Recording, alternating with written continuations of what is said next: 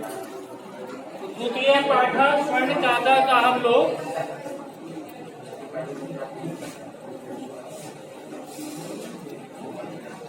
द्वितीय पैराग्राफ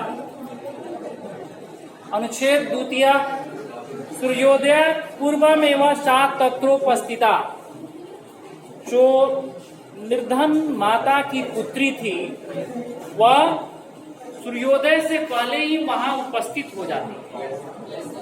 तत्रोपस्थिता का संधि विच्छेद तत्र जोड़ उपस्थिता, उपस्थित हो जाती है। वृक्षस्योपरि, वृक्षस्य जोड़ उपरी, वृक्ष के ऊपर, लोके का मतलब देखकर, वृक्ष के ऊपर देखकर सा च आश्चर्यचकिता संजाता, वह आश्चर्यचकित हो जाती है। यथा क्योंकि तत्र स्वर्णमय प्रसाद वर्षते, क्योंकि वहां सोने से बना हुआ प्रसाद का मतलब भवन होगा। प्रसाद मीन्स भवनम, प्रसाद का मतलब भवन है। यदा काका सयित्वा प्रबुद्ध, जब कौवा सोकर उठा, प्रबुद्धा माने जगना, उठना, तदा तेन, तब उस कौवे के द्वारा स्वर्ण गवाक्षात, सोने की खिड़की से, गवाक्षात का मतलब हुआ खिड़की से, स्वर्ण माने सोने की खिड़की से, कथितम कहा, बोलता है, अंगो बालिके, हे बालिका, संबोधन है, अंगो बालिके, हे बालिके, तुम आगता, तुम आ गई, आगता माने आ गई, तुम आ गई, तिष्ठ ठारो, अहम त्वत्कृते, मैं तुम्हारे लिए सोपानम अवतारयामी, सीढ़ी को उतारता हूँ। सोपानम का मतलब सीढ़ी को, अवतारयामी का मतलब उतारता हूँ, अवतारयामी उतारता हूँ। तत्कथय, इसलिए बताओ, कथय का मतलब बताओ, स्वर्णमयम रजत मयम उत ताम्रमयम, तुमको किस प्रकार का सीढ़ी चाहिए? सोने के बना हुआ, स्वर्ण माने सोना, सोने से बना हुआ, रजत मीन्स चांदी से बना हुआ, ताम्रमयम हुआ या तांबे से बना। तीन प्रकार के सीढ़ी में तुम्हें किस प्रकार का सीढ़ी चाहिए? कन्या प्रावोचत,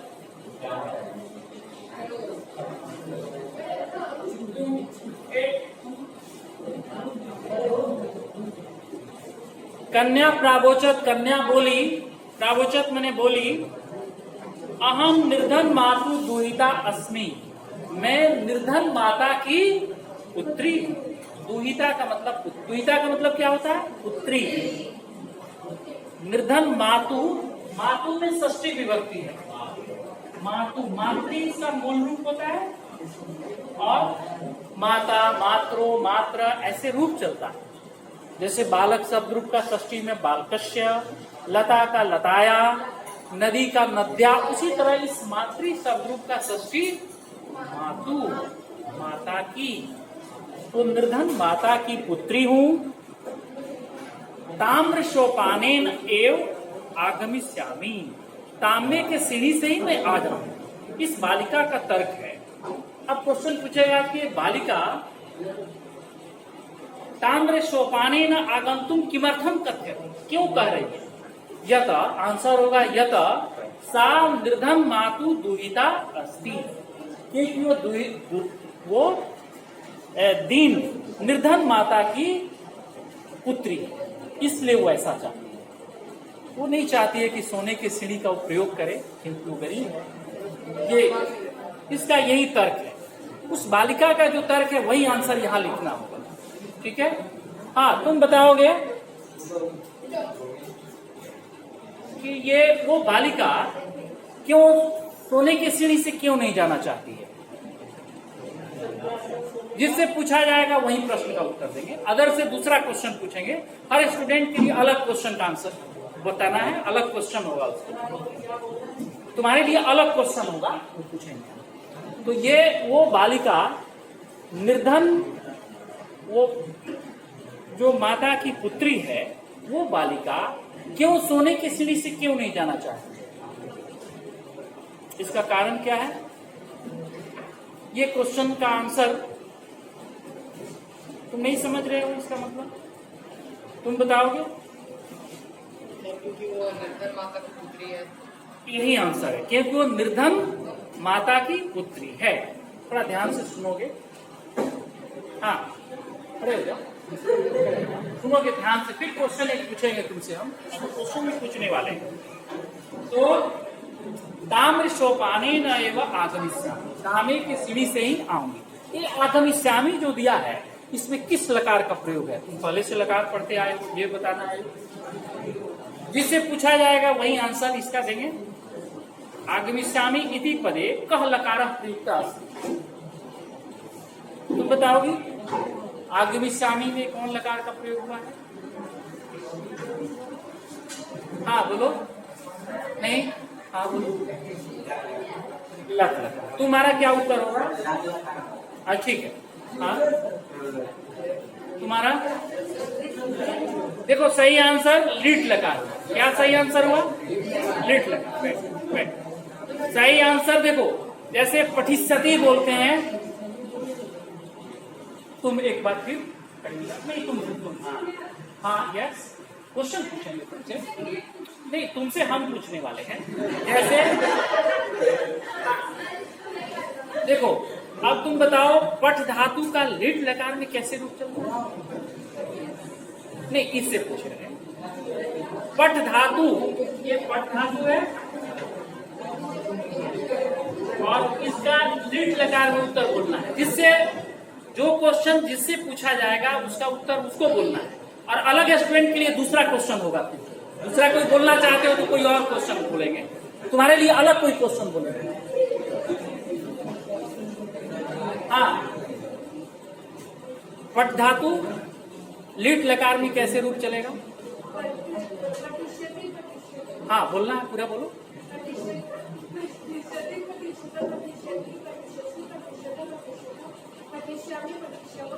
पठिष्याम, पठिष्याम उत्तम पुरुष का बहुवचन हो गया, और पठिष्यामि उत्तम पुरुष का एक वचन हो गया। तो देखो यहाँ पर हम लोग का क्वेश्चन क्या है? आगमिष्यामि, तो ये कौन लकार हो गया?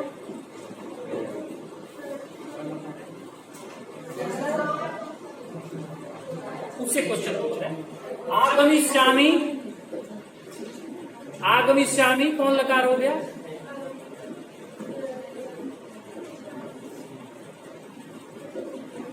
आगमिष्यामि कौन लकार हो गया? लीट लकार हो गया। ठीक है, बैठ जा, बैठ जा। यहां पर हम लोग का आगमिष्यामि आया हुआ है। परम, परंतु सभी ध्यान से सुनोगे, सबसे पूछेंगे अलग अलग क्वेश्चन। परम स्वर्ण सोपानेन, परंतु सोने के सीढ़ी से ही सा स्वर्ण भवनम आशदा, लेकिन वो कौवा जो है वो सोने के सीढ़ी से उसको सोने के भवन में बुलाता है। भले ही ये नहीं चाहती है, लेकिन वो कौवा सोने के सीढ़ी से ही सोने के भवन को बुलाता है, भवन में बुलाता है। चिरकालम भवने, चिरकाल मैंने बहुत समय तक भवन में चित्र विचित्र वस्तुनि सजितानि दृष्टवा, विचित्र प्रकार के वस्तुओं से सजे हुए घर को देखकर, जाकर ये बालिका देखती है कि विचित्र विचित्र वस्तुओं से अनेक अच्छे अच्छे ढंग से वो घर सजा हुआ है। इस चीज को देखकर सा विस्मयम गता, वो आश्चर्यचकित हो जाती है। वो सोचती है ऐसा कैसे हुआ है, ऐसे कैसे सज सकता है घर। तो वो आश्चर्यचकित हो जाती है और शांताम ताम विलोक्य, थकी हुई उसको देखकर। विलोक्य में तुम्हारा क्वेश्चन का आंसर होगा या विलोक्य में कौन प्रत्यय है? यस, जिससे पूछा जाएगा वो क्वेश्चन का उत्तर उसी को बताना है। अलग स्टूडेंट के लिए अलग क्वेश्चन। ठीक है, हाँ तुम बताओ। लेप प्रत्यय, सही आंसर लेप प्रत्यय होगा। ठीक है, बैठ जाओ। लेप प्रत्यय यह आता है तो हम पहले ही बताएं कि लेप प्रत्यय। ठीक है, लेप प्रत्यय। ही जो लोग जो लेफ्ट होते देख तो देखकर ताका प्रा कौआ बोलता है। प्रा का मतलब अबदत, अबदत माने बोला। काका अबदत नहीं देकर यहाँ प्राह शब्द का प्रयोग किया है, उसका भी अर्थ सिमिलर शब्द है। कौआ बोलता है, क्या बोलता है? पूर्वम लघु प्रात रास क्रियता, पहले जलपान कर लो, कुछ सुबह का तुम जलपान कर लो, तुम थकी हुई हो, पहले तुम जलपान कर लो। क्रियताम, हाँ बोलो क्या?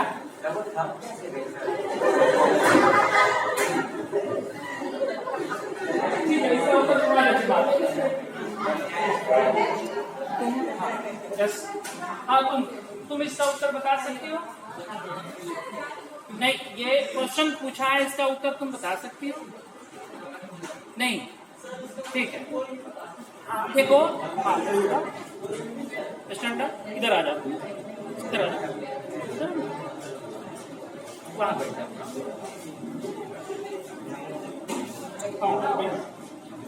तो इसमें क्या है कि वो बालिका चूंकि बहुत दूर से गई है और इतना वो जाने में बहुत दूर पैदल चल के गई होगी, और जिस कारण से वो थक गई है, और वो देखने से कहीं भी कोई तुम जाते हो, तुम खड़े हो जाओ, बता रहे हैं, जैसे वो बालिका, तुम ही कहीं जाते हो अनजान जगह पर, बहुत दूर परिश्रम करके जाते हो, कुछ अनजान व्यक्ति को देखते हो, विचित्र स्थिति को देखते हो, तो तुमको परेशानी एक तरह का वो दिखावा तुम्हारे स्पष्ट रूप से तुम्हारे पेश, तुम्हारे शरीर को, तुम्हारे एक्टिविटी को देखकर ऐसा पता चलता है कि तुम थक गए।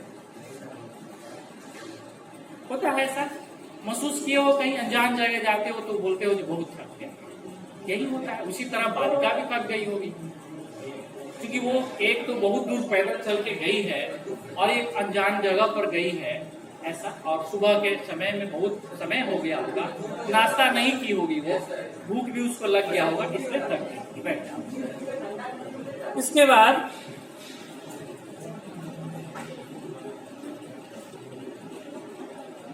बद त्वं स्वर्ण स्थाल्याम भोजनम करिष्यसि किम वा रजत स्थाल्याम उत ताम स्थाल्याम। तुम बताओ, सोने के थाली में भोजन करोगी या चांदी के थाली में या तांबे के थाली में? तुम किस प्रकार के? नहीं, वो बालिका से ये प्रश्न पूछा जा रहा है, वो बालिका से प्रश्न वो कौआ पूछ रहा है कि तुम किस प्रकार के थाली में भोजन करोगे। ठीक है, थोड़ा देर के बाद हम क्वेश्चन लेते हैं तुम लोग का, 5-7 मिनट के बाद। तो इसके बाद, क्योंकि इसमें कुछ इंपॉर्टेंट बात बताना है, बालिका ब्याज हारा, बालिका बोलती है, ब्याज हारा माने अवदत, बालिका बोलती है, ताम स्थाल्याम एवं अहम निर्धनाम भोजनम करिष्यसि। फिर इसका वही तर्क है कि मैं निर्धन माता की पुत्री हूँ, इसलिए मैं तांबे के थाली में ही भोजन कर लूंगी, मुझे सोने की थाली की आवश्यकता नहीं है। तदा सा कन्या आश्चर्यचकिता संजाता, वह बालिका आश्चर्यचकित हो जाती है जब स्वर्ण काके न, सोने के कौवे के द्वारा सोने के थाली में ही भोजन प्रवेशितम का मतलब परोसा गया, लेकिन कौवा वो सोने की थाली में भोजन देता है, वो तांबे की थाली में नहीं देता। नो एतादृश स्वादु भोजनम अद्यावधि बालिका खादितवती, वह बालिका आज तक ऐसे स्वादिष्ट भोजन को कभी नहीं की। वो बालिका जो भोजन वहां कर रही है, ऐसा स्वादिष्ट भोजन बालिका आज तक कभी भी नहीं की, क्योंकि एक विचित्र स्थिति को वो देख रही है, विचित्र जगह गई है जहाँ सोने का भवन है, तो जगह भी वैसा है, इस तरह का बात है। काको ब्रूते, कौवा बोलता है, बालिके अहम इच्छामि यत्वं सर्वदा च अत्रे उत्तिष्ठ।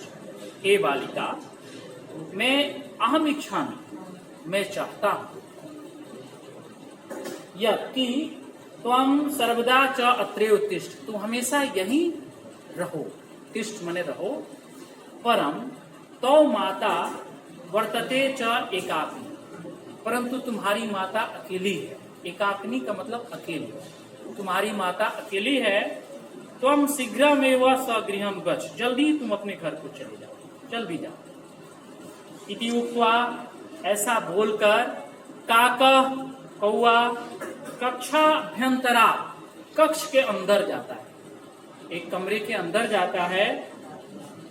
तीसरा मंजूषा निशारे, और 3 बक्से को निकालकर वहां लाकर बोलता है, बक्से को लाता है, 3 बक्से को लाता है, 3 बक्से को लाता है छोटा छोटा, और लाकर बोलता है, प्रतिबद्धत मैंने बोलता है, बालिके यथेक्षम विहान मंजूषाम एकाम, अपनी इच्छानुसार इसमें से एक बक्से को तुम स्वीकार करो, ले लो। 3 बक्सा है, छोटा बड़ा ऐसे करके 3 बक्सा है, और उसमें से बोलता है कि इसमें से अपनी इच्छानुसार तुम ले लो। लघुतमाम मंजूषाम प्रगृह है, प्रगृह मैंने ग्रहण करके, लेप प्रत्यय है। बालिकया कथितम, सबसे छोटे बक्से को बालिका लेती है और बोलती है, यही मेरे चावलों का मूल्य है।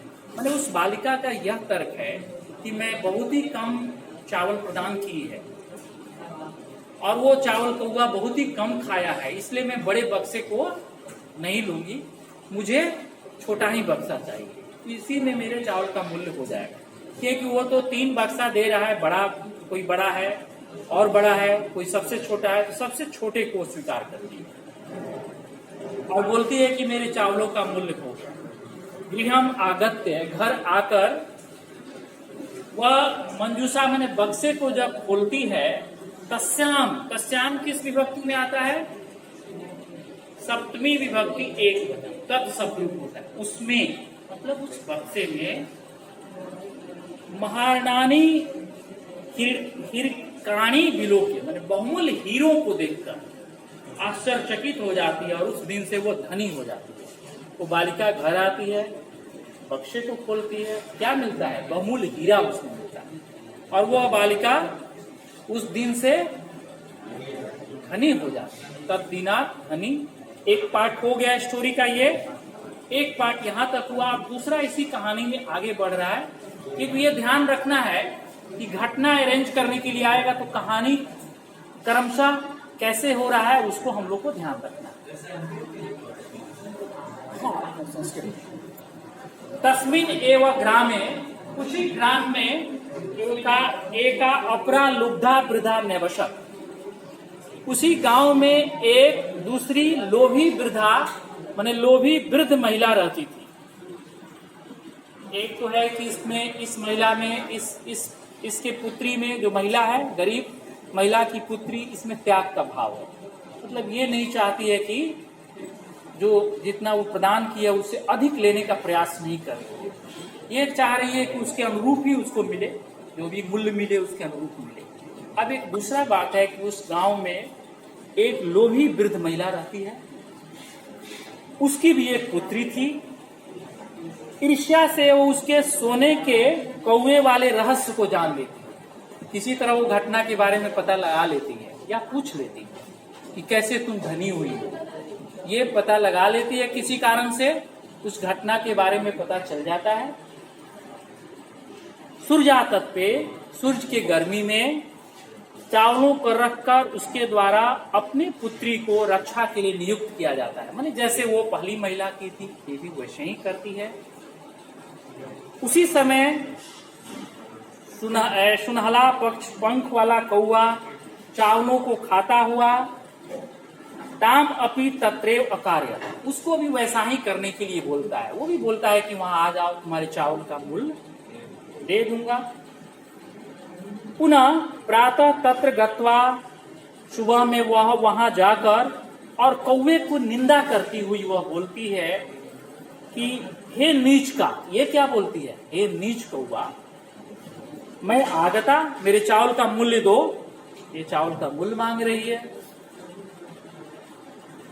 कौवा बोलता है, मैं तुम्हारे लिए सीढ़ी को उतारता हूँ, बताओ सोने की, चांदी की या तांबे की।